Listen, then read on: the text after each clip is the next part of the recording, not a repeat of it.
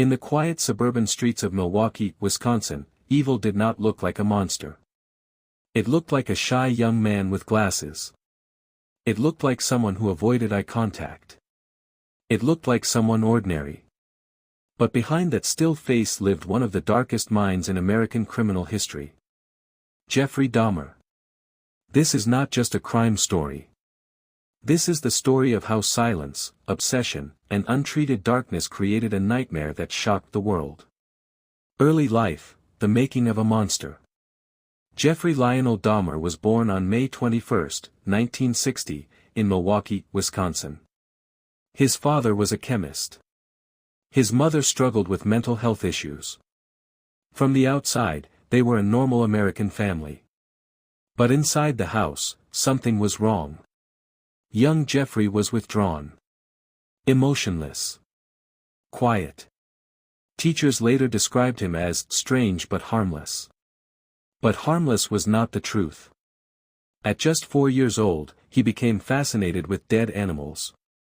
Not in a normal childlike curiosity way.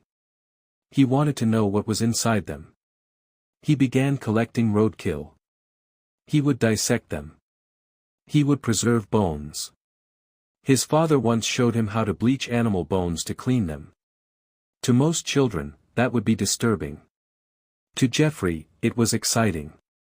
Teenage years, the obsession grows. By high school, Dahmer had already begun drinking heavily.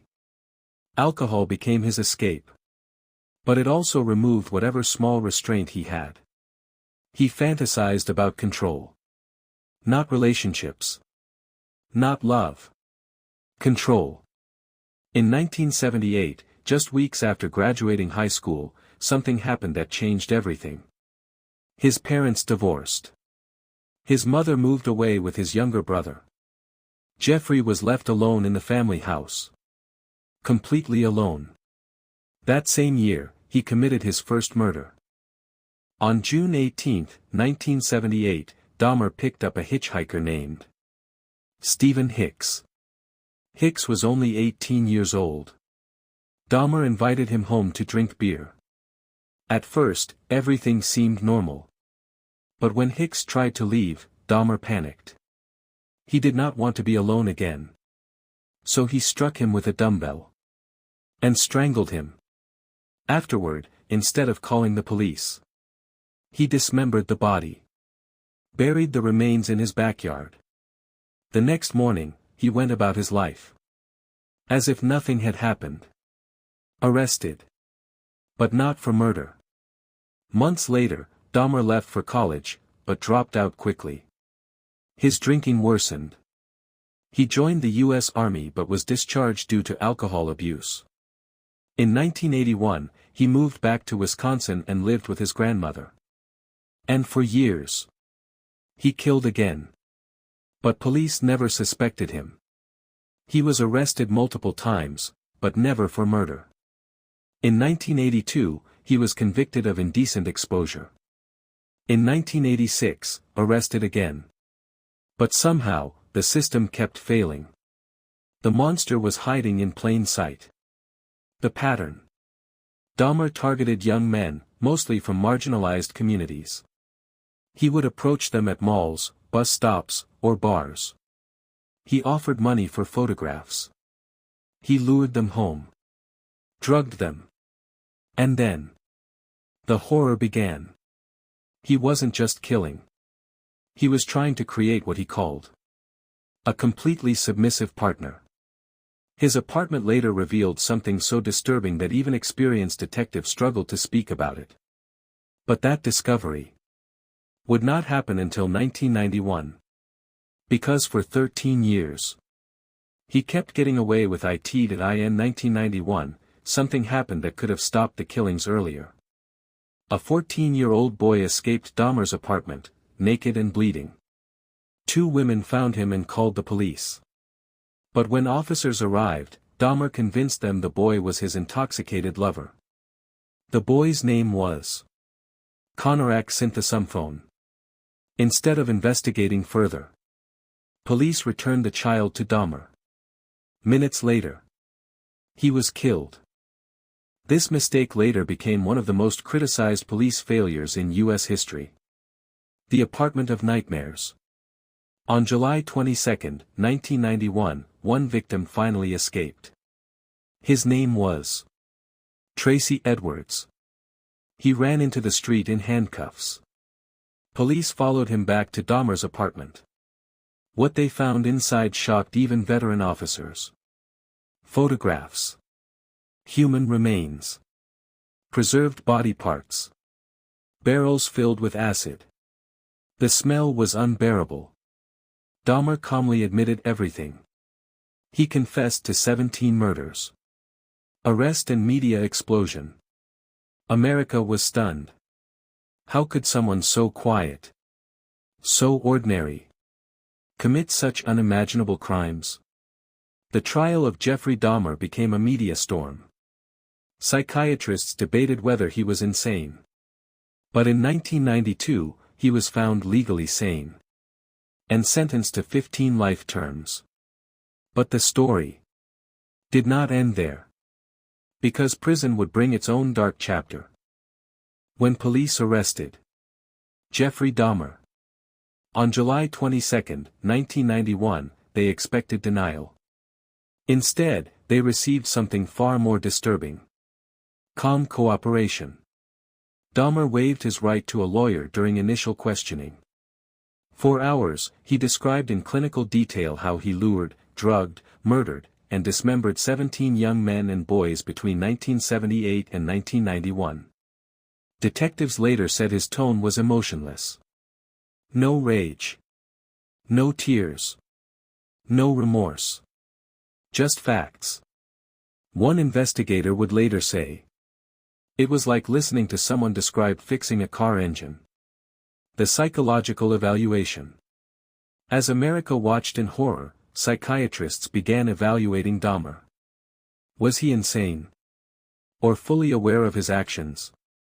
Doctors diagnosed him with borderline personality disorder, schizotypal personality disorder, necrophilic tendencies, severe alcohol dependency. But here was the critical legal question. Did he understand that what he was doing was wrong? Under Wisconsin law, insanity meant the defendant could not distinguish right from wrong at the time of the crime. Despite his mental disorders, multiple experts testified that Jeffrey Dahmer knew exactly what he was doing. He took steps to hide bodies. He lied to police. He concealed evidence. That showed awareness.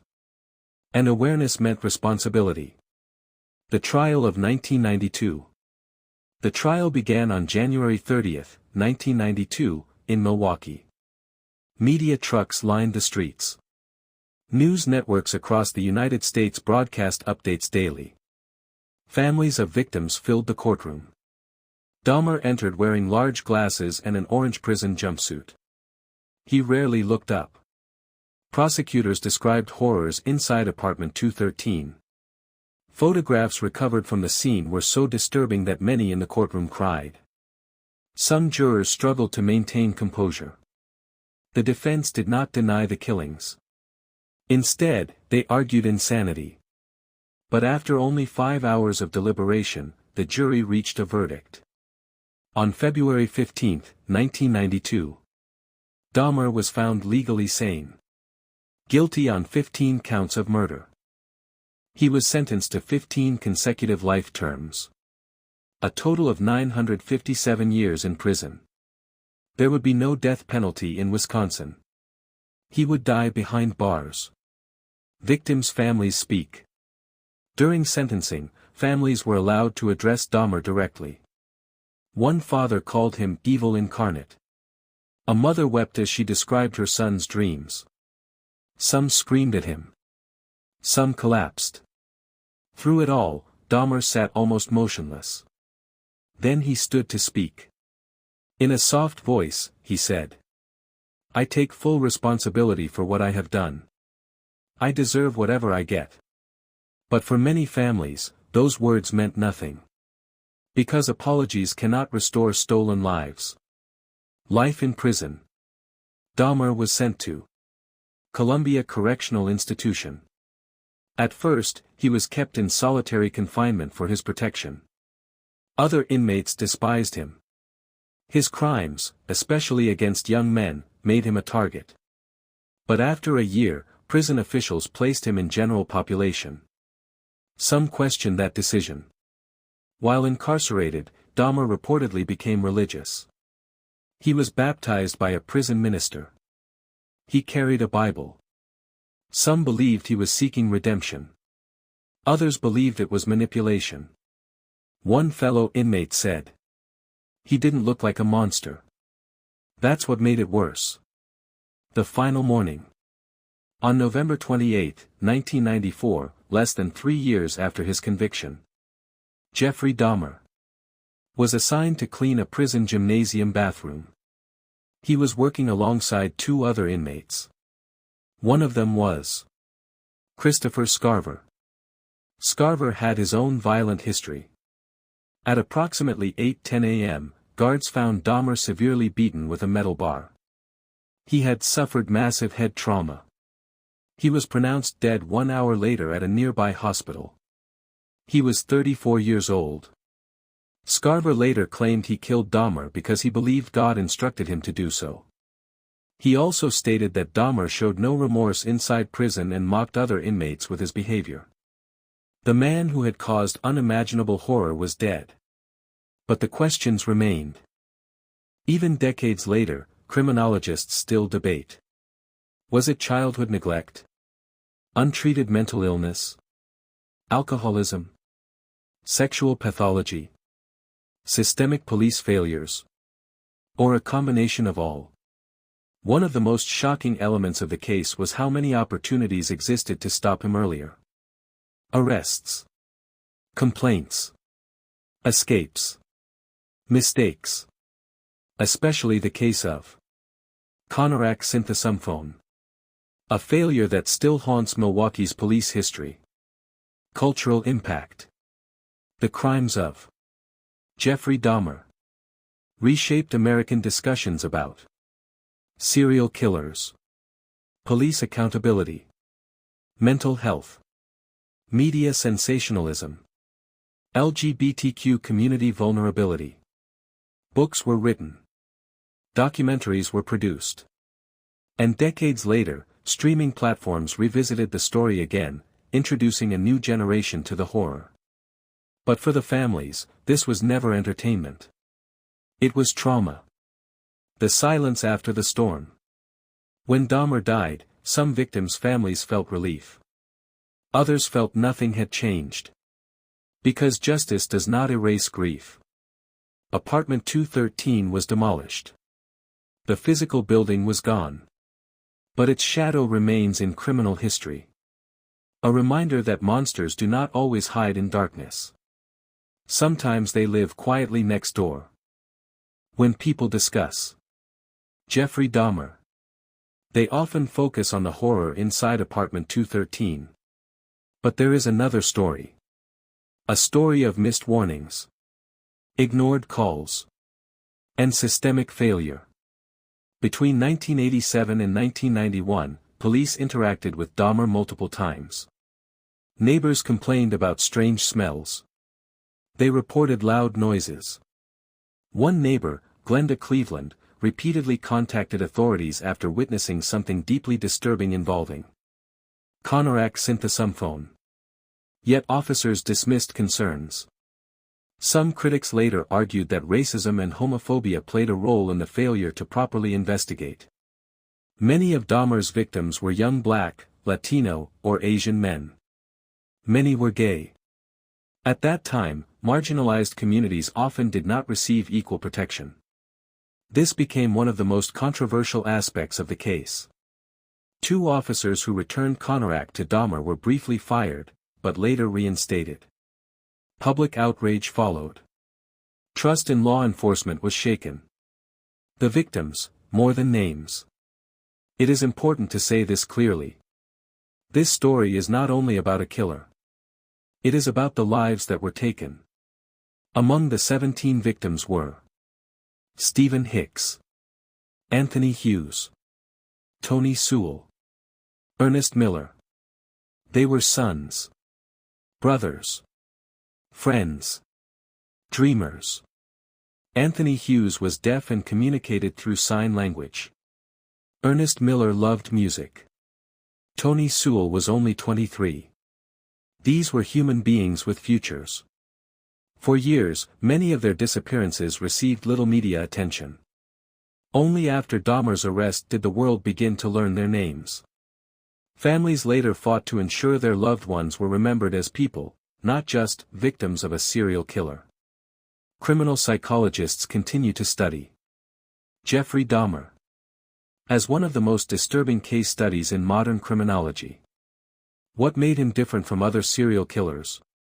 Unlike killers driven by rage or power, Dahmer described his motivation as fear of abandonment. He did not want victims to leave. He wanted total control. He attempted crude experiments to create submissive partners. These attempts were not driven by madness alone, but by distorted obsession. Experts describe his psychology as extreme attachment disorder, emotional detachment, objectification of human beings, compulsive fantasy escalation. Over time, fantasies became actions. And actions became routine. That progression is a pattern often seen in serial offenders. Fantasy experimentation, repetition, escalation. But in Dahmer's case, escalation was slow and hidden. That made him more dangerous. Media sensationalism. After his arrest, America became obsessed. Television networks replayed courtroom footage. Newspapers printed graphic details. Talk shows debated evil. Years later, films and streaming series revisited the story again. One modern dramatization on Netflix sparked global conversation about whether retelling such crimes honors victims, or profits from tragedy. Some families publicly criticized renewed attention. They said reopening the story reopened wounds. This raises a difficult question. When does storytelling become exploitation? And where is the line between awareness and entertainment? The larger question. Dahmer was not born killing. Something developed. Something changed. Was it childhood isolation? Mental illness left untreated? Alcohol dependency? Lack of early intervention? Or societal indifference? Criminologists argue that serial crime rarely has one cause. It is usually a convergence of risk factors. Emotional neglect. Early violent fantasies. Social withdrawal. Lack of accountability. Opportunity. And perhaps most critically, silence. Because silence allowed the warning signs to grow unnoticed. The community aftermath. Milwaukee changed after 1991. The building where Dahmer lived was demolished. Officials said they wanted to remove the dark symbol from the city. Community leaders called for police reform. Activists demanded better response protocols for vulnerable populations. Some progress was made. But scars remained. For many families, justice was incomplete. Because justice cannot restore time. Evil in plain sight. One of the most terrifying lessons from this case is not just what Dahmer did. It is how ordinary he appeared. He had jobs. He spoke softly. He followed routine. Neighbors described him as quiet. Not dangerous. This forces society to confront an uncomfortable truth. Evil does not always look violent. Sometimes it looks invisible. Reflection. The story of Jeffrey Dahmer is not only about horror. It is about prevention. About recognizing warning signs. About protecting vulnerable communities. About taking complaints seriously. And about remembering victims as human beings, not headlines. Because behind every crime statistic is a life interrupted. And behind every monster is a system that failed somewhere along the way. The crimes of Jeffrey Dahmer. forced America to look into an uncomfortable mirror. Not just at him, but at itself. Because when evil operates for 13 years without being stopped, the question is no longer only, who did this? It becomes, how was this allowed to continue? Serial killers do not survive in total isolation. They survive inside systems. And sometimes, those systems hesitate. Warning signs that went unanswered. Long before his arrest in 1991, there were red flags. Neighbors reporting strange smells. Previous arrests involving minors. The escape of Conorak synthesomphone. Complaints about suspicious behavior. Each incident alone may not have revealed the full horror. But together, they formed a pattern. Criminologists call this behavioral leakage. When dangerous impulses begin surfacing in smaller incidents before escalating. The tragedy is not only that the warning signs existed. It is that they were minimized, dismissed, or misinterpreted. The role of marginalization. Many of Dahmer's victims were young men of color. Many were part of the LGBTQ community. In the late 1980s and early 1990s, these communities often faced stigma and underprotection. When disappearances occurred, they did not always receive immediate urgency. This uncomfortable reality became part of the public conversation after Dahmer's arrest. Community leaders in Milwaukee argued that systemic bias may have contributed to slower responses. Whether intentional or unconscious, disparities in protection can have devastating consequences. Crime does not occur in a vacuum.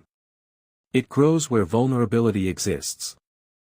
Unlike many serial offenders driven by rage or thrill-seeking, Jeffrey Dahmer spoke openly about fear of abandonment. He described loneliness as overwhelming. His crimes were not impulsive explosions. They were calculated attempts to prevent people from leaving. Psychologists refer to this as pathological attachment distortion. A distorted belief that possession equals connection. Control equals safety. But control achieved through violence destroys the very thing it seeks to preserve. Over time, Dahmer's fantasies intensified. Fantasy is not crime. But when fantasy becomes obsession, and obsession meets opportunity, action can follow. That escalation is what criminologists study most carefully. Because intervention is most effective before escalation reaches violence. The media and the monster. After his conviction, Jeffrey Dahmer became one of the most infamous names in American crime history. Books were written. Television specials aired. Years later, dramatizations on Netflix introduced the case to a new generation. Some argue this keeps awareness alive. Others argue it risks glorifying perpetrators. This tension exists in every high-profile crime case. How do we tell the story without turning the criminal into a cultural icon? The most ethical approach shifts focus. From killer to victims. From spectacle to prevention. From shock to understanding. The victim's legacy. Families of victims have worked to ensure their loved ones are remembered beyond tragedy. They remind the public that these were young men with futures. Students. Artists. Sons. Brothers. Not statistics. The destruction of apartment 213 symbolized an attempt to erase a physical reminder. But remembrance does not require walls. It requires acknowledgement. Experts reviewing the case highlight several intervention points. Earlier mental health treatment. Stronger follow-up on repeat offenders. Greater police sensitivity training. Improved community reporting systems. Cross-agency information sharing. Serial crime prevention today relies heavily on behavioral analysis and data tracking. Cases like Dahmer's influence training at institutions such as the Federal Bureau of Investigation, where criminal profiling units study patterns to identify escalating offenders earlier. Modern forensic science and digital tracking have also reduced the ability of serial offenders to operate unnoticed for long periods. But vigilance remains essential. The moral question. Was Dahmer evil? Mentally ill? Both? Courts determined he was legally sane. Psychiatrists acknowledged severe disorders. The truth may lie in a difficult intersection. Mental illness explains behavior. It does not excuse it. Accountability remains central to justice.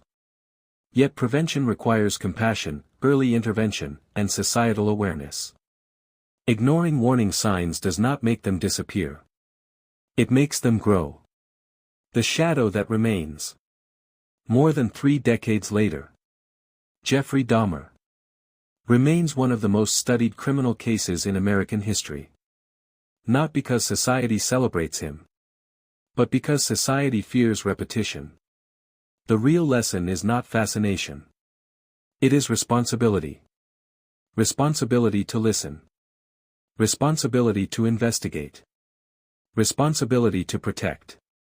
Because sometimes the difference between a disturbed individual and a national tragedy is attention. By the end of 1994, when Jeffrey Dahmer was dead, America thought the nightmare was over. But the shadow remained. The horror of his crimes lingered in. Families left grieving. Neighbors haunted by the ordinary man next door. Law enforcement questioned for its failures. The lesson was brutal. Monsters can hide in plain sight. And when society ignores subtle warnings, tragedy can unfold. Remembering the victims. Dahmer took more than lives. He took futures. Dreams. Potential. Each victim has a story. Their hopes. Their passions. Their relationships. By focusing on them, rather than solely the killer, we reclaim humanity from horror. Memorials, books, and documentaries now strive to honor their memory. Families emphasize remembrance over spectacle. Because the victims deserve more than being footnotes in a story about evil. Society's lessons. The case forced institutions to adapt. Police began creating better follow-up procedures. Mental health awareness increased.